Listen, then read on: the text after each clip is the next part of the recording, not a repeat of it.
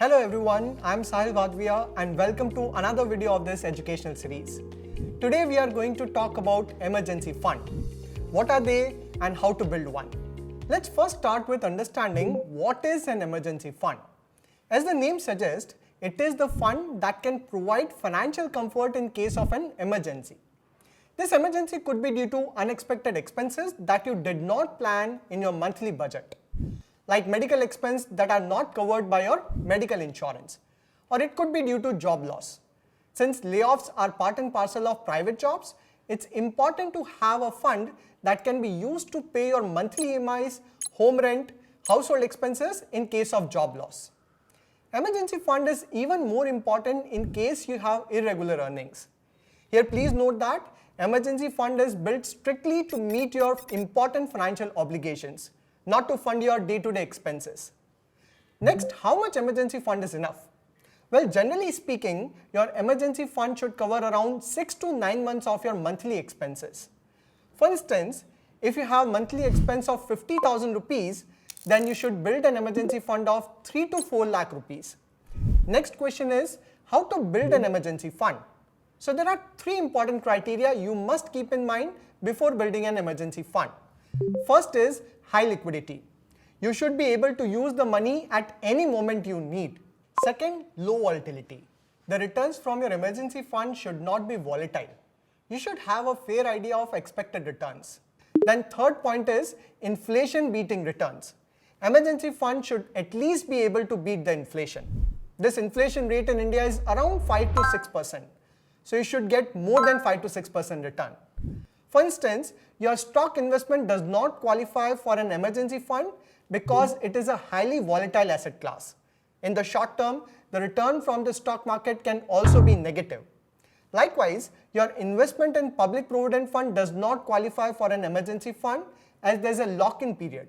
So you can't take out your money in case of emergency. Then which investment option qualify for an emergency fund? First is saving account. It is a highly liquid investment option where you can withdraw the money any moment. The return from saving accounts are also fixed. Only catch is that the return from saving account are on lower side. In fact, saving account of top commercial banks only give around 2.5 to 3% return, which is much lower than inflation rate. Although there are other commercial banks and small finance bank that offer a decent interest on saving account in the range of 6 to 8%. Second option is fixed deposit. When we do FD with a bank, it is for a fixed time period, 1 year, 2 years, 5 years, but you can always withdraw money from FD in case of emergency. So FD has high liquidity, although it will attract small premature withdrawal charges. Now FD returns also vary from bank to bank, so you need to identify banks where interest on FD is able to beat the inflation. Third option is gold. Historically, gold has been the most popular investment option to meet emergency requirements. It offers high liquidity as you can sell it whenever you want. The returns from gold are not very volatile and they are able to beat the inflation. Now there are multiple options to invest in gold. First is physical gold, but there is hassle to store it and risk of theft and impurity. Second option is digital gold. You can buy gold online digitally. Third is SGB, that is sovereign gold bond. SGB also offers additional 2.5% interest every year, but it is not useful for emergency purpose because there is a lock-in period of at least 5 years. Fourth option is liquid funds. It is a type of debt mutual fund that offers high liquidity, very low volatility, and inflation beating returns. Please note that liquid fund returns are not fixed, but there is negligible volatility. So it can be considered for emergency purpose. Please note that investment in each asset class attract a different taxation. For instance, interest on saving account and FD is taxable as per your income tax slab. Although interest from saving account is exempted from tax for an amount up to rupees 10,000 during a financial year. In case of gold, if you sell it within 2 years of purchase, profits are taxed as per your tax slab.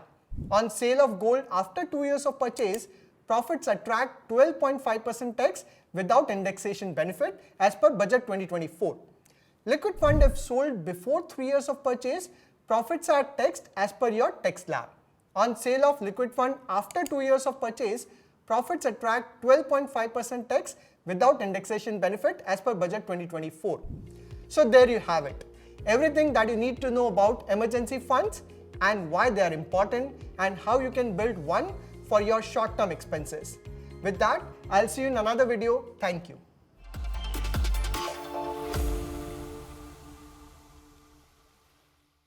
Investment in securities market are subject to market risks. Read all the related documents carefully before investing.